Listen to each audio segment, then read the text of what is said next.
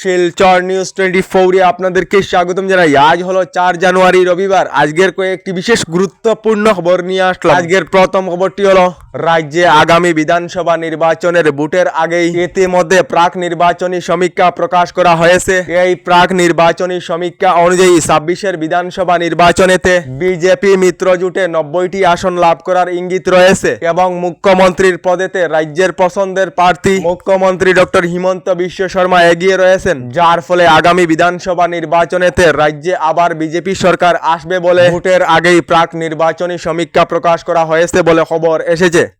এদিকে আগামী 17 এবং 18 জানুয়ারি তারিখে প্রধানমন্ত্রী নরেন্দ্র মোদী আবার অসমে আসার সম্ভাবনা রয়েছে। তার সঙ্গে 29 জানুয়ারি তারিখে অসমে আসার সম্ভাবনা রয়েছে দেশের গৃহমন্ত্রী অমিত শাহ বলে খবর এসেছে। এদিকে রাজ্যে উচ্ছেদ অভিযান নিয়ে মুখ্যমন্ত্রী ডক্টর হিমন্ত বিশ্ব শর্মা জানিয়েছেন, ইতিমধ্যে রাজ্যের 1,60,000 বিঘা ভূমিতে উচ্ছেদ সম্পূর্ণ হয়েছে। এখনো পর্যন্ত রাজ্যের 12 লাখ বিঘা ভূমি বেদখল রয়েছে বলে জানিয়েছেন মুখ্যমন্ত্রী ডক্টর হিমন্ত বিশ্ব শর্মা। এদিকে এবারের বিধানসভা নির্বাচনেতে সকল বিধায়কে যে আবার বিজেপির টিকিট লাভ করবে তা নিয়ে কোনো নিশ্চয়তা নেই বললেন মুখ্যমন্ত্রী ডক্টর হিমন্ত বিশ্ব শর্মা। এদিকে আইপিএল থেকে বাদ পড়লেন বাংলাদেশি ক্রিকেটার মুস্তাফিজুর রহমান। চলিত আইপিএল সিজনের জন্য মুস্তাফিজুরকে 9.20 কোটি টাকা দিয়ে ক্রয় করেছিল কেকেআর। এবার বিসিসিআই নির্দেশনার পর মুস্তাফিজুরকে দল থেকে বাহির করে দিয়েছে কেকেআর বলে খবর এসেছে। এদিকে আগামী 8 জানুয়ারি থেকে কংগ্রেসের 45 দিনের মনরেগা বাঁচাও অভিযান জি রামজি আইনের বিরুদ্ধে কংগ্রেস দেশব্যাপী আন্দোলনের ডাক দিয়েছে বলে খবর এসেছে। এদিকে দুর্ঘটনার দুদিন পর তরুণ শিক্ষক সাগরনাথের মৃত্যু। গত 31 ডিসেম্বর মধ্যরাতে শ্রীভূমি জেলার খানাইবাজারে আসিমগঞ্জ এলাকার নতুন জিম সেন্টারের সম্মুখে ঘটে যাওয়া এক মর্মান্তিক সড়ক দুর্ঘটনায় আহত হন তরুণ শিক্ষক সাগরনাথ। এবার ঘটনার দুদিন পর শিলচর মেডিকেল কলেজেতে তরুণ শিক্ষক সাগরনাথ শেষ নিঃশ্বাস ত্যাগ করেন বলে খবর এসেছে।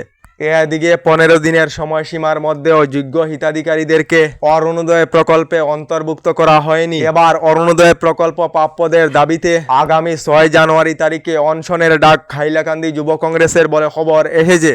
এদিকে এজেপি অর্থাৎ অগপ একটি স্বতন্ত্র দল। অগপয় চাইলে 100টি আসনেতেই প্রার্থিত্ব দিতে পারে। এজিপির উপর বিজেপির কোনো অধিকার নেই বললেন মুখ্যমন্ত্রী ডক্টর হিমন্ত বিশ্ব শর্মা। এদিকে আবার দাম বৃদ্ধি হবে ধূমপান জাতীয় সামগ্রী, বিড়ি সিগারেট, ধূমপান জাতীয় সামগ্রী, বিড়ি সিগারেট, গুটখা সহ বিভিন্ন সামগ্রীর উপর 40% জিএসটি লাগু করা হবে বলে কেন্দ্রীয় সরকার থেকে জানানো হয়েছে।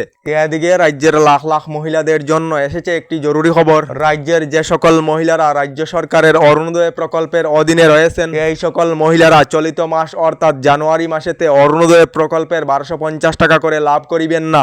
এর পরিবর্তে আগামী 20 ফেব্রুয়ারি তারিখে একসঙ্গে 8,000 করে টাকা দেওয়া হবে অরুণোদয় প্রকল্পের মহিলাদেরকে। জানুয়ারি, ফেব্রুয়ারি, মার্চ, এপ্রিল এবং উপলক্ষে আরো 3,000 টাকা, মোট 8,000 করে টাকা লাভ করিবেন অরুণোদয় প্রকল্পের মহিলারা বলে ঘোষণা মুখ্যমন্ত্রী ডক্টর হিমন্ত বিশ্ব শর্মার।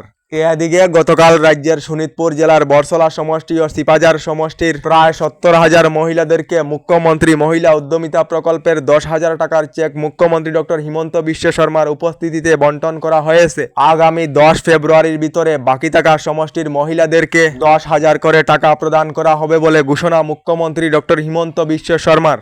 এদিকে রাজ্যের বৃদ্ধা সকলদের জন্য এসেছে একটি ভালো খবর। এবার থেকে বৃদ্ধা পেনশন লাভ করা বৃদ্ধা সকলদেরকে প্রতি মাসে 250 টাকার পরিবর্তে 400 টাকা করে দেওয়া হবে।